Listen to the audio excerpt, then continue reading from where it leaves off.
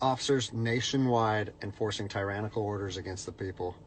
And I'm hoping it's the minority of officers, but I'm not sure anymore, because every time I turn on the television, every time I look to the internet, I'm seeing people arrested or cited for going to church, for traveling on the roadways, for going surfing, opening their businesses, going to the park with their families, or doing nails out of their own house, using their own house as a place of business, and having undercover agents go there and arrest them and charge them with what?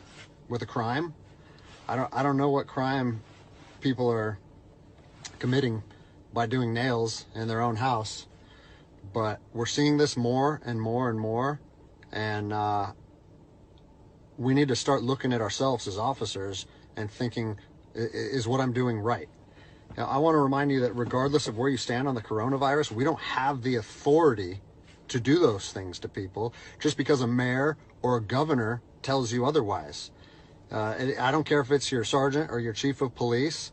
We don't get to violate people's constitutional rights because somebody in our chain of command tells us otherwise. It's not how this country works. Those are de facto arrests. You know, we're violating people's rights and taking money from them, or even worse, arresting them and depriving them of their freedom when they are exercising their constitutional rights. So let's talk about that. Let's read something right here off of the Declaration of Independence. All men are created equal. Among these, we have the right to life, liberty, and the pursuit of happiness. That to secure these rights, governments are instituted among men, deriving their power from the consent of the governed, meaning our power and any government official's power is derived from the people. Okay? We don't hold power over our citizens. It's contradictory to everything that our country stands for. And this is what I'm seeing. First Amendment rights, telling people they can't go to church, freedom of religion. Okay? Telling people they can't protest, freedom of assembly. Fourth Amendment violations, illegal traffic stops to check for papers. What are you, the Gestapo? Is this 1930s Nazi Germany? You don't get to stop people unless you have reasonable suspicion or probable cause that they have committed a crime. And I know people that have personally been stopped saying, we want to see papers showing that you're essential. David 2, copy a phone call. That is not how our job works, okay? What really has been pissing me off lately is the fact that these officers that are going out here and enforcing these tyrannical orders, what they're doing is they're making my job and my safety, or they're putting my job and my safety at risk. Because what you're doing is you're widening the gap between public trust and law enforcement officers. And what that's going to do is it's going to, I mean, look at what's happened to law enforcement in the last 10 years. Less and less public trust, and more often than not, that is a result of isolated incidents that get blown out of proportion. They're not isolated anymore. They're happening every single day.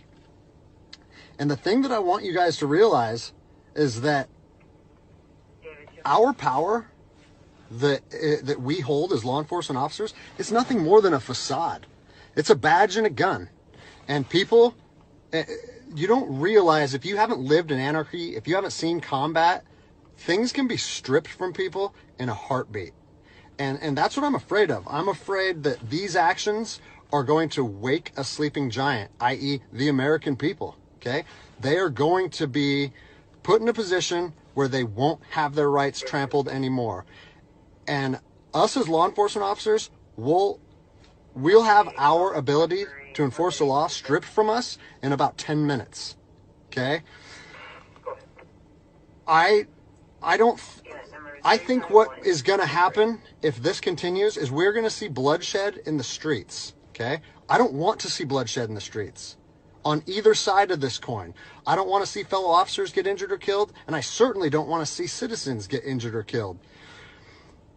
And I promise you, most of you out there doing these tyrannical acts against our citizens, you're not ready for combat. You're not mentally or physically ready for combat in the first place. I promise you, you don't want to go through that, and I hope I never have to go through that again.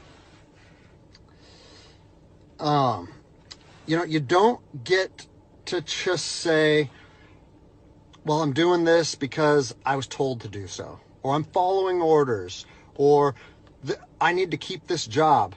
Guess what? I need to keep this job more than anybody. I have 3 young children. I have 2 houses. Like, I have the same sob story that the rest of you guys have.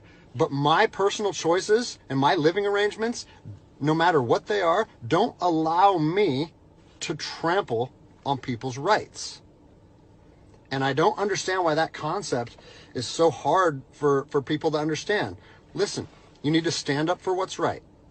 You need to, if you're part of a department or an agency that is asking people or asking their officers or their deputies to impose on people's rights and infringe on their freedoms, you need to step up and say, no, that's not me. That's not what I signed up for, and that's going against my oath. And if that costs you your job, so be it. At least you'll be able to look at yourself in the mirror at night.